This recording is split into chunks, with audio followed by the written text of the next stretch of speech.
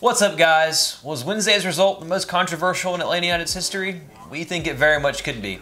We're going to dig into all the calls that really could have gone our way and talk about how it maybe could have made it a different result. That coming up. Welcome to a match review special 5-Star fam. I'm AJ, this is Tanner McLeod. Before we get into it, become part of the notification squad by hitting the bell next to the subscribe button. So guys, let's get right into that disappointing 2-0 loss against Sporting Kansas City. I mean, guys, it was marred with controversy throughout, and, you know, it's left even the most seasoned pros having to go back into the rule book because, you know, offside calls and, you know, just, they're a crazy thing. But, you know, it's a type of match that, you know, of course is very, very frustrating. And it also showed our very first shutout at home at the Benz, which is very disappointing, of course. You know, am not happy about that at all. And of course, guys, it's very maddening because we started off brightly and I thought we were probably the better team before Guzan was sent off. But, you know, these things happen. I mean, we're not going to win every single match at the Benz. So, you know, this time the calls didn't go our way, and I don't know about you, Tanner, but are you feeling the same way after we last spoke on the fan cams about this match? Yeah, it's annoying. It's a really kind of like, you know, pebble in your shoe type game where it's just annoying that won't go away. Yeah, I still kind of have some similar feelings. I kind of went through some different stages of anger and frustration and annoyance and, you know, going through Twitter and seeing some of the calls and everything. And, you know, I think my gut feeling is still, I stick by what I said about Guzan. Obviously, it's easier to say that he shouldn't foul him or that he should foul him. Weird saying he should foul him in the box, if anything. And it's easier to say that sitting here than in, you know, the heat of that moment on the pitch. But, you know, being on a show, being able to talk about it, in my opinion, I thought he should have played more conservative. I thought that if he was going to do anything, maybe wait, try to force him, get big, try to force him to the line, because in MLS, people miss sitters all the time. Yeah. Or just, you know, if you're going to foul him, make sure you're in the box because you're not going to get a red anymore. You're going to get a yellow. It'll be a penalty, and at 1-0 down, I don't care who the hell it is. It can be anyone in MLS. I have confidence in that team to come back and beat them. And I thought up until that red card, Atlanta United were the better team by far. Even with 10 men, Sporting Kansas City could only really muster shots from range and, you know, a really good goal and then a kind of a crap goal at the end when the match, when United are just pouring forward. So, you know, I think the result is probably, United have kind of been on the end of some favorable looking results so far this season. I think this was very favorable to Sporting KC. I didn't think they were very good, to be honest. You know, 3 shots on target the whole match, 2 of them go in. United have to be more clinical when they get those chances, and for me that's something that's kind of become a theme over the season when you kind of look at it. Atlanta United could have scored a lot more goals than they have already, and it could have had a lot more lopsided victories. However, they've wasted chances. LA Galaxy really come to mind. I thought we wasted a lot of chances that game. And, you know, maybe you need something like this to happen. I talked about it in the pod. I didn't think or expect it would happen right now, facing that adversity. Maybe they need to. Maybe they need to see that, and, you know, that gets them a little bit more focused, because the last time they lost the game, it really spurred them on, as we saw after that Houston result. So hopefully they can take this and then build on it and get better. Obviously, they have a really tough game. They have to turn right around on the weekend against Orlando. Away, with a 4th-string keeper. But, I mean, hell, you know, one offside call goes against you, and this is the result. For sure. Yeah. Well, you know, I mean, the offside call, it's definitely something that is contentious. Everybody's debating it.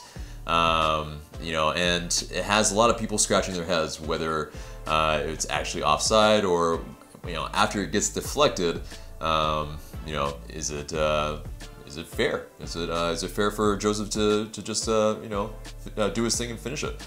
So the play starts off with LGP making a good tackle, and he's fouled along the way, but he gets the ball to Barco, who also gets fouled, but he's making this mazy run, cuts in, and he's about to play the ball to Tito, but is intercepted, and, you know, it ricochets a little bit. Joseph makes a nice turn, and then he's able to finish it with his left, but you know, after a lot of confusion, we're all figuring out like, oh wow, okay, so it's going to VAR. But you know, I think ultimately, you know, in my opinion, it's the right call. But you know, you may have a different opinion. Yeah, I mean, when I first saw it in real time, and even on the fan cam I mentioned, I thought he was off. I saw him standing off, but it happened really, really quickly. Yeah. It's my answer to it is kind of two parts. I don't think, I kind of agree with some of the opinions I saw on Twitter. I don't think you should benefit from being offside regardless. So I think that it's silly that he would get the benefit of being offside and having the ball played to him. So I think to begin with, I think it's stupid, but you know, it is what it is. However, I thought that it should have stood in that the defender had time to make a decision in his brain to where it wasn't like the ball was hit at him really quickly and it bounced off of him. He sees the ball, he reacts to the ball, he puts his leg out to hit the ball to either pass it or clear it, I don't know which. He went and tried to do something. He made a really poor touch that went straight to Joseph, who then finished it. Now, many may have read the article that talked about what Howard Webb, his opinion on things. And also his opinion on what Mark Geiger said after the game when he said that the player put his foot down and the ball went off of it or some nonsense like that. Right. It was a terrible excuse. It was terribly written. I disagree strongly with what Howard Webb said because Howard Webb supports Geiger in his call, which obviously it's not shocking. Referees have to back referees because you start having referees throw each other under the bus, then they all lose their credibility. So it's circling the wagons from Howard Webb's perspective. You know, I understand it. Having officiated high school basketball, I get that it's different, but when you're, you know, one of your people one of the other officials makes a mistake, you have to, you know, if there's nothing that you can correct at the time, you have to back them up because then they lose their credibility. Right. So I understand that. At the same time, it's an absolute load of, you know, BS. Jason Longshore on 1909 The Game after the game said almost the exact same thing. You know, it's a cop-out excuse saying, you know, how the player put his foot down. No, the player saw it happen. He went to play the ball, had a shit touch, it went to Joseph, he scored. That's their fault. Be less bad. So in my opinion, I think the goal should have stood. It's not the only thing that really irritates me about that game. I didn't think Geiger was very good. I thought he could have gone back and booked players on SKC after fouls that he played advantage on. He was jawing at Joseph the whole game. I don't know what was up with that. He got the red card right. I mean, that was, you know, cut and dry. There's nothing he could have messed up there. It was just frustrating. I think what makes it more frustrating is his excuse about why he logicked it out. The rule itself is dumb. But also, I mean, I think that's the issue there. It gets also into the fact that it's not a rule, actually. It's the laws of the game. Right. And that's the biggest sticking point, I think, with a lot of fans in soccer is that there's no clear-cut rule. It's about as clear as the catch rule in the NFL, where you have no idea, and it's up to the interpretation of the officials. And that's the problem. And that's the problem, because when it's interpretation, then it leaves a lot to be, you know, figured out by whomever is officiating. And it's a lot like maybe the infield fly rule in baseball. It's, you know, how far is the infield? Yeah, exactly. Braves fans that have a very strong opinion Braves and on Giants, that. yeah. But, you know, I think, for me, you see it, what Benny Feilhaber had a tweet as well, and he talked about how he thinks, you know, it's offside and the player shouldn't benefit from it, but also how in the players' meetings that they had about the rules this year, that goal should have counted.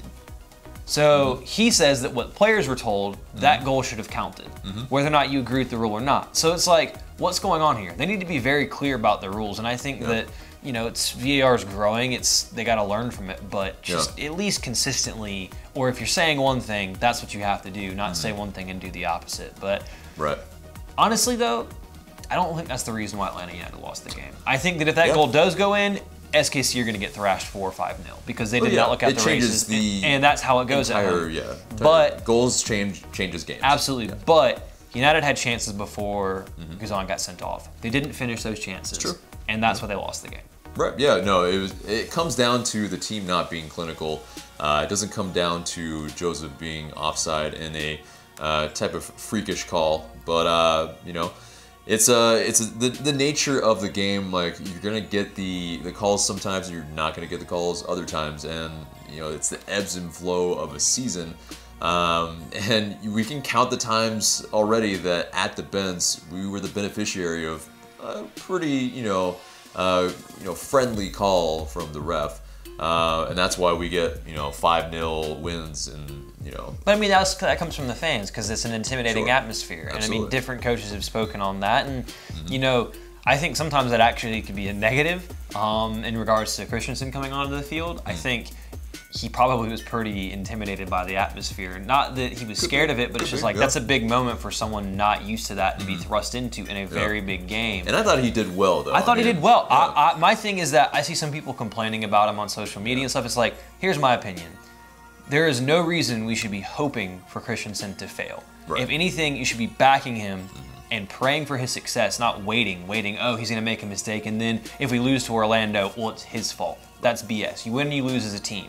Yeah. And he's a fourth-string keeper. I want him to come in. I want him to come in. I want him to play as well as possible. I want him to get a shot out of Orlando, and that would make me happy. I'm not one of those people who I want to see him fail just so that we have an excuse as to why we lost a game. And that's how some people take it. And it's like, it's not his fault. It really isn't. I mean, the first goal, he can't see it to the very end. It's a great goal. The second goal, yeah, he might not have been great there, but it's it happens. You're at the end of the game. You're stretched.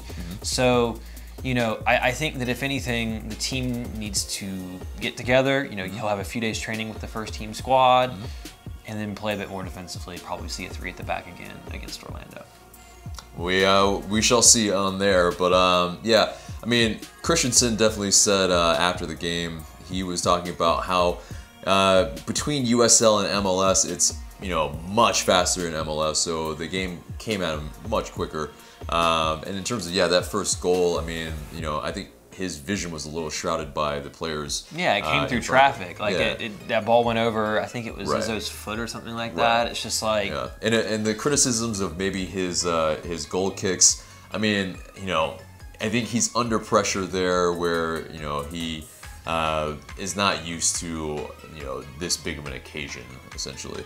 But I think the one-on-one save, he did great. The crowd definitely gave him that boost when he did that. He he covered himself in a little bit of glory there, so that's good. But I think he's playing to the best of his abilities at the moment. You just beyond that, the more you play, the game will slow down. So and he's young. He's very young, and goalkeepers, they get better as they get older because they get more experience. Absolutely.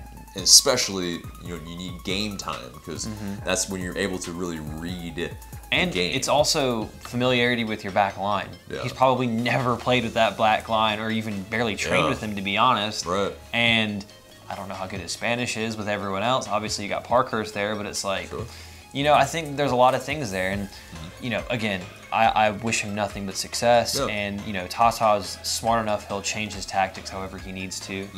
Actually, to get your tactics, how did you feel about him coming out in the 4-2-3-1? Yeah, I mean, definitely, of course, I predicted that. Whether I actually wanted it or not is a whole different thing. But, I mean, I think going with Zizzo to give Gressel a break was the right call. It saves him a little bit of energy so that he can go at, the Orlando City defense full force. But I thought, defensively, maybe we lacked a little bit, but in terms of offensively, we started brightly. We just, we held more possession. We were getting way more shots off than we usually do.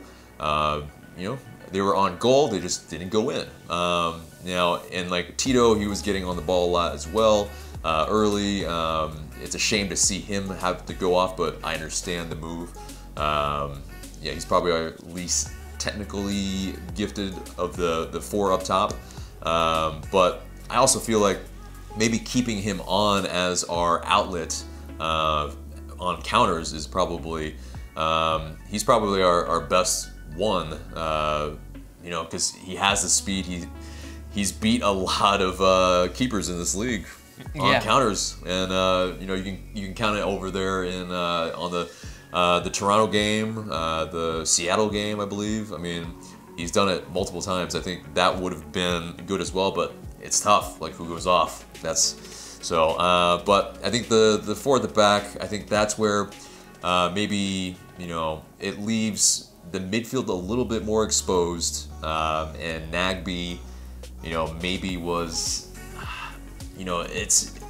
he doesn't have the capabilities of like last year, Carlos Carmona. So he's not able to be as defensively stout as he. So some frailties are going to show when that happens, and it showed, I think, on the counter that ultimately ended up in Guzan being sent off. So. Yeah, I agree. I think that three at the back gives you a lot more stability. That run's not there if you're playing three at the back. But I agree with the call. I mean, he rotated. I thought it was smart. I wish he could have rotated and still played three at the back personally. Maybe start Kratz. Speaking of Kratz, he played really well, but I'll get to that in a second. But I think you saw the vulnerabilities of the 4-2-3-1 in the way that Atlanta United play. Right. Atlanta United have to score if they're playing 4-2-3-1. If they don't score and they don't take their chances, they're going to be left out. And that's what happened is, you have a guy slightly out of position, and then a guy's throwing goal with one counter. A team that's had no chances whatsoever goes and gets a red card, and then they're able to nick a result in the end. And it's just like that can happen when you play the 4-2-3-1, and it's just a hazard that comes with the territory of being ultra attacking. And as much as we love seeing goals getting scored, we're going to concede some. So that's frustrating. But actually, to go on to Kratz, I thought Kratz played really well. That was a highlight, and that kind of segues also into their keeper had a hell of a game. He had a worldie, man, and Melia, I mean, he's one of the best keepers in the league. He has 4 shutouts now, 5 shutouts. Take nothing away from Kansas City. They played a great game. They're top in the West. I mean, there's no shame in losing to Kansas City. There is just maybe some regret, which the way we did it, but. I think in terms of the 2 saves on Kratz's free kicks, I mean, Kratz maybe places it in a bit central. Yeah, central. It's a little bit, low enough that Melia can actually get a hand on it, but I think Melia probably also did his homework. He studied the tape, and he knew where he was going to go. That he can get it up and over that wall. I mean, I think you can see him cheating it pretty hard pretty quickly. He's moving that way when the ball's hit pretty much. Yeah. Or as soon as the ball's about to be hit, he's moving to his right. Yeah, he was like maybe baiting him to, so he was staying more left of his goal and then hopping over to his right really quickly. Yeah. And that's just that's wiseness. Yeah, that's, it's smart. It's a good goalkeeping, and he played well. Yeah. And off the thing though is that when you hit free kicks as confidently and as consistently as Kratz is hitting them right now, even when keepers make saves, it bounces out. Romario kind of had a half chance there. Yeah. Then there was what people thought was a handball on Besler, which after seeing multiple angles, it's 100% not a handball. It goes off his chest. The angle from behind the goal sees that. Right. And it's also a ball to hand, not hand to ball. Yeah. And he's in a natural-ish position. I mean, you slide like this, maybe it's a little unnatural, but I mean, it was definitely his chest. So I don't think that's something that as fans we should be too upset about. I think if that results, if that game is played 10 times, with Guzan not getting sent off at home, I think Atlanta United can win 9 out of 10 every time. I think so. This is just that one fluke result where your keeper gets sent off, you're left bare, and you have a 4th-string keeper. I mean, if Khan's in there, obviously everyone feels a lot more, convinced, I guess. But it happens, and then they smash and grab and get a result. Happy days for them. Right. I mean, I think if we played them again in the MLS Cup final, I don't think they would win. I mean, and the thing is, every time Atlanta United play in that building, I expect them to win at least 3-1. I think they're going to score 3 goals. I think they're going to concede 1 because that's just what they do. Yeah. On the odd occasion, though, this happens, and it's football.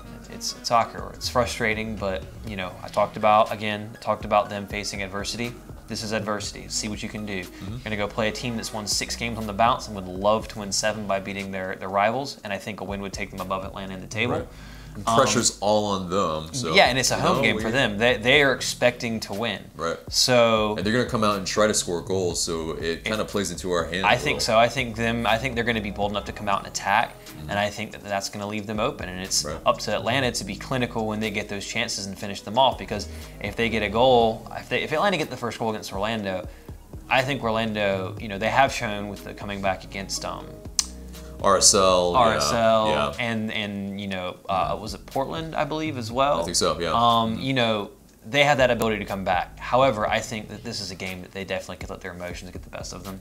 So it's Atlanta's job to build off that and build off this frustrating result and take it and go, okay, let's show you how good we really are, and go in and get a result against Orlando. But also know that, you know, this is tough. At least it happened in May, not November. Yeah, agreed. No, because I mean, it's good that we didn't peak so early, and you know, I kind of look at it as a kind of blessing in disguise, because winning for 2 months was really, really good, but if you don't get a wake-up call and you know, it's happens late, then and you're not able to really adjust and figure out, you know, what you need to do to you know, rectify it next time. It actually is, I think, kind of good that it happened so early, and also you know, in this time period where we have played well despite us not being fully healthy, despite you know, having these kind of disadvantages in the game, 10 men down for 60 minutes, yeah, and then also going down to our 4th string keeper. So, which is funny enough, because that's the second time that's happened to Atlanta United now, with 10 men at home. Yeah, and it hasn't boded well. Either time hasn't gone well. Yeah, but so I think hopefully we learned those lessons there, in terms of if we're a little susceptible at the keeper position in that time period, be very, very safe. And let's not come sliding out of our box and taking out strikers. Looking at you, Guzan. Looking at you, Rainish. Yeah. Hey, I mean, dude, the thing is, you kind of talked about it. No, you kind of talked about it. He's gonna make that play. Yeah. He wants to. You kind of talked about it though. Yeah. So. In that unbeaten run where Atlanta didn't lose for 2 months. Yeah. Lots of injuries, and at no point in time do I believe they played their best football. No. So if anything, yeah, they lost the game, but we know that there's a lot more to come from this team. Right. And I still think they have yet to find their full stride with these new players. I think they still will, and hopefully they, you know, they can get hot. Because last year we saw them get hot when they moved into the bins. But hopefully we're more experienced now, deeper now. They can keep, you know, get a run and keep that going, or at least when they get really, really hot, like when they finally find their form, it's towards the end of the season, moving into the playoffs. Right. I still think this team is going to win the East. I still think this team is going to win the Supporters' Shield. I think they're the best team. Peter Vermes said as much after the match. He did, and yeah, Peter Vermes, he said that Atlanta United are probably the best team in the league. Tata Martino also praised Vermes. He said Peter is very strong in this league. SKC, along with Columbus Crew, have a style of play that makes them among the best teams. Again, this was first in the West versus first in the East, and it was a heavyweight clash, and unfortunately there was just a little technical issue that happened, and you know, we took the TKO essentially. But I think we'll come back stronger from this, and I think we need to really take a step back and realize, guys, we're still in first. We're still in first in the East, so you know, it's not all doom and gloom. We'll be okay. So, but yeah, let's move on to our. You know, yeah, we're gonna have. It's not really a question of the day as much. But we are gonna leave you guys a little something just that we've been talking about. And the question is gonna be: do you think Atlanta United lose another game at home this season? I'm gonna be honest. I don't think they do. I think that their home form is incredible. They've only lost 2, technically 3 games ever at the bins. You know, with the penalty shootout, and they've all all been freak things, and none of those games have I felt that the other team just straight up beat Atlanta. Right. I felt there was something that happened. Most of the time, it's Atlanta not being clinical, and then a goalkeeper getting sent off. So, you know, we'll see what happens. But yeah, so do you think Atlanta United are going to lose another game at home this year? So get down in the comments, let us know what you think. Let us know what your reaction to the game is as well. So guys, that's it for us today. We have our match preview coming with Jessica, dropping later this week. But guys, subscribe if you haven't. Make sure to smash a like and share this video because it really does help us. And for Tanner McLeod, I'm AJ. We'll see you guys in the next video.